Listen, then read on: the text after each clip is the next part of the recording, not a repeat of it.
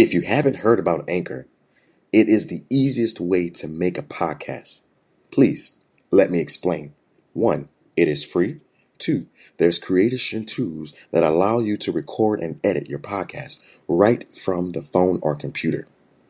Anchor will distribute your podcast for you so it can be heard on Spotify, Apple Podcasts, and many, many others.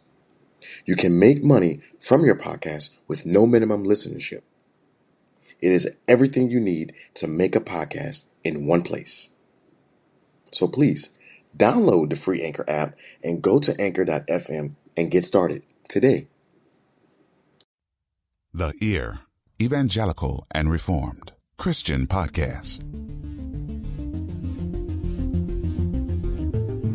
Welcome to The Ear, the Evangelical and Reformed, a Christian podcast that urges you to think deeper and draws you closer to God through faith. Through powerful sermons, teaching segments, and discussions, The Ear hopes to give you a different perspective on secular topics from a Christian worldview. He who has ears to hear, let him hear. Please welcome your host, Brandon Queen.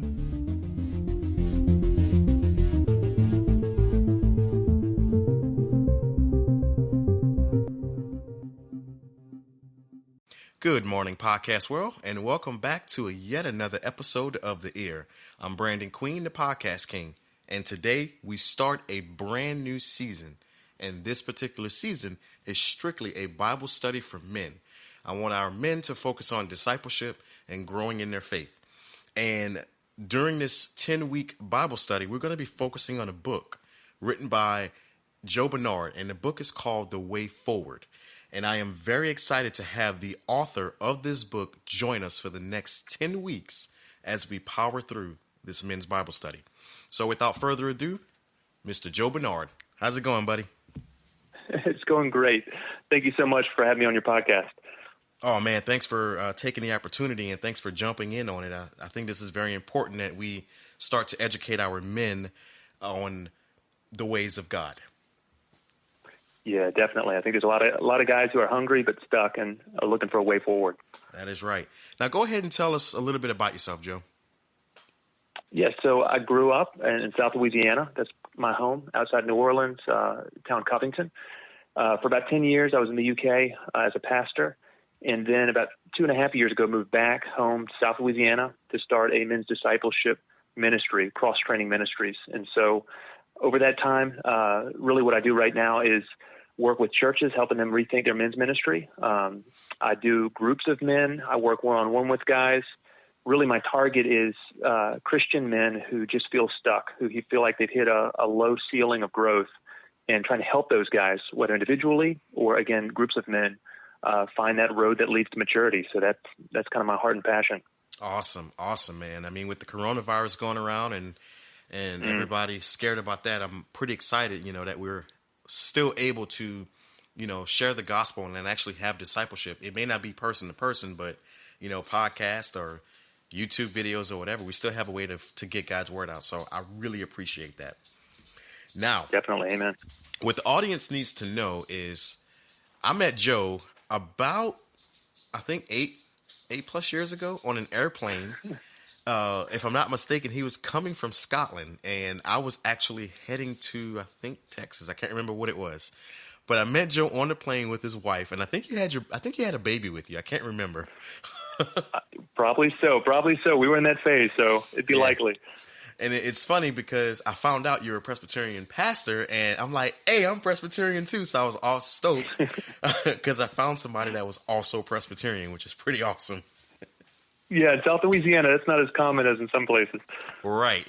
We're mostly Catholic-based here in Louisiana due to the French and everything. Now, I got a question for you. I mean, we're gonna go ahead and kick it off with week 1 of our men's Bible study here, called The Way Forward. But I kind of want to know what made you or what caused you to write this book, The Way Forward. Yeah, really, there are two aspects. One of them comes from the days when I was a pastor, and we were beginning to see, this was in Scotland, young guys come to faith. And, these were guys in their 20s, early 30s. And I'd often get to preach to them twice on a Sunday, and then I'd try to meet with them for an hour every week, which is a significant time investment. But what I continued to see was it just wasn't enough, that these guys, they weren't able to really get the framework. They weren't able to develop the kind of spiritual skills, for lack of a better word, or relationships. They were making it a certain distance, but not quite far enough to really grow into the men that they needed to become for their families, for the church, et cetera. And so, that question, like, what do guys need? How can you set guys up who right now are set up to fail? How do you set them up to succeed as disciples? Was just a critical ministry question. But I think beside that, the driving question of my own life has just been, wanting to grow up, but getting distracted and ending, pursuing side paths in life. And so, I think just the book for me, it's also me trying to distill the lessons I've learned from wondering about the wilderness, trying to pass them on to guys so that hopefully they don't have to be doing figure eights when they could be, making some forward progress. So that's really the motive behind it. Figure eights. No comment. All right. Well, that's a pretty good motive. I'm actually glad you wrote it. I got through a few chapters and I'm still trying to power through. My church right now is actually doing a church-wide Bible study. So I'll be honest, Joe, that yours is not at the forefront like I want it to be. That's all right. But it is something that I think we need to push forward and do. Now, what are the basic convictions of your men's ministry? Now, you said your ministry was called X Training? Yeah, Cross. Oh, Cross. Yeah, Cross Training Ministries. Yeah, the X is for the cross. Gotcha. All right, Cross Training Ministries. All right, so what was your convictions for your men's ministry? Yeah, really there are 4 convictions that my ministry grows out of. One of them is just that leadership is overrated. When you're thinking about developing men, everybody wants to talk about leadership. And, you walk through an airport, look in the bookstore, and there's, a bunch of books on one facet of leadership or another. My focus in ministry is on maturity. And it's interesting, in Colossians 1:28, Paul talks about, warning every man, teaching every man, that he might present every man mature in Christ. And my conviction is that, if guys are maturing, they will lead, because all leadership is when you're a step in front of whoever's following you. And so, I think if we target maturity, not leadership, then we're going to end up with leaders, but we won't be sidetracked. So that, that's one core conviction. A second one is that there's just no drive-through option for discipleship. Even as a pastor, I can think back to a sermon series where you promise more than you can deliver. Here's a 10-week study on how to develop a life of prayer. And truth be told, nobody's really that much better in their after it's done than when they began. And, all of these promises that, sure, they're like clickbait that get our attention. Yeah. But, when you look at the New Testament, Paul talks about, like in Romans 5, it's through tribulations and afflictions that we persevere and develop character. And so, I want guys to know, I want to be honest enough to tell them up front, look, this is going to be a lifelong journey. So if you want a shortcut, go elsewhere. Right. You're right. Yeah. And, the third one is, and I think this is really important in the sort of Bible Belt setting, is just to realize that we live in a toxic culture for discipleship. We often think that because we got lots of churches and people, profess to be Christians, that we're kind of the lucky, members of the human species. When the truth is, I think if you look at, for example, Jesus's parable of the sower, he talks about the seed that falls and it gets choked out by thorns. And that seed never produces its mature fruit. And it's really interesting because what he says the problem is, he says that cares, pleasures, and riches are what choke the life of the plant. And if you want to think about a society that's caught up with worries, riches, and pleasures,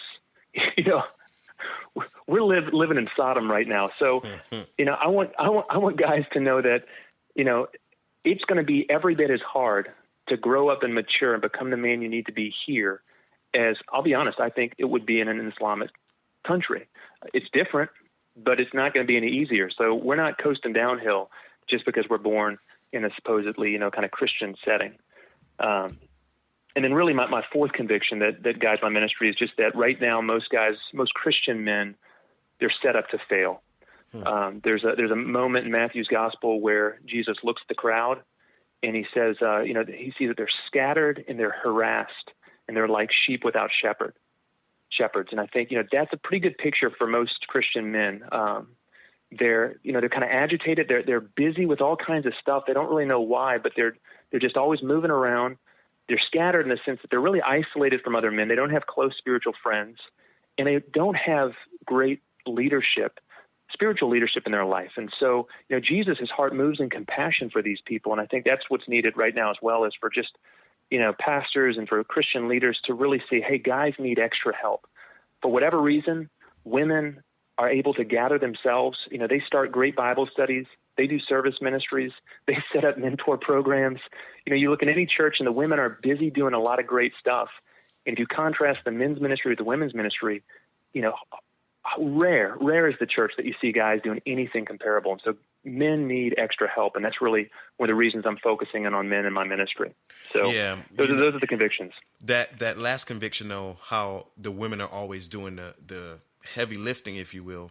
A lot of men today don't see the church as a valuable thing, or they don't see the work of the church as necessary. So you get more women that want to hold on to the idea that God is greater than them and that God can guide them through a lot of things. So women do extremely well with starting those kinds of groups, and men are just like, I'd rather go watch football. I'd rather go fishing. Right. I'm gonna go hunting instead. And we don't look at the necessity of needing God in our lives, and that is an issue, most definitely an issue. Yeah. So. Yeah, definitely. So, how does exhaustion affect the discipleship of men? We kind of talked about that a little bit. Yeah, so the first part of this book is kind of trying to assess the problem. So what is it about men? Why are we stuck? And I use the picture that, where I live in Louisiana, we've got lots of banana trees. And I can remember as a kid, being excited because I saw these bananas growing, but they never ripened and they never reached an edible point in their development. And, that now for me is a real picture because you got a lot of guys, and it's not that they're not Christians, but it's like they're not really achieving their potential. And so, what's the problem? And I think it's really easy to, kind of reduce it or be simplistic about it and just look at men. And, if you're like me and a preacher, you preach a sermon and basically the subtext is, all you guys are lazy. If you guys would just start, acting like grown up men, then you grow up. And I think the truth is it's a lot more complicated than that. And so, part of, the first third of the book is really just trying to diagnose, some of these aspects. Why is it so hard to grow up as a man? And one of those is what you just mentioned, exhaustion. And, I think if you look at your typical man right now, he's trying to carry three different weights on his shoulders. First you've got the expectations of just, kind of the world around him. And so, you're not supposed to make a living. You're supposed to be excelling in a career. You're not just supposed to be a dad, but you're supposed to be making sure your kids can get into great schools and, you're shuttling them around all these kind of sports practices. And so just to be, a father, a husband, a worker, that by itself is a heavy load. But then you quickly have to add a second load on top of it, which if you're a member of a church, a lot of churches very quickly want their men and their women, but they want their men to get involved. And so they start throwing additional things on their shoulders, and they're not bad things, but you can easily all of a sudden be, trying to chaperone, a youth camp out and, other expectations from your church. And, then on top of those two burdens, you've then got the actual thing that the New Testament, in which Jesus does ask us to be doing, things like, studying the word and being in prayer and, showing up, in fellowship and all of these things. So I think you put these three things together and very quickly you get, a kind of a load that's too heavy for men to shoulder. Yeah. And so something's got to give. And I think what often gives is discipleship. Yeah, absolutely. Absolutely. And again, I kind of find, yes, I do think men should be involved in their churches and they should be, doing the things that the church needs because the Bible calls us to do those things. Definitely. But a lot of men, again, because we're lazy at times and we'd rather do our own thing, that will cause us to walk away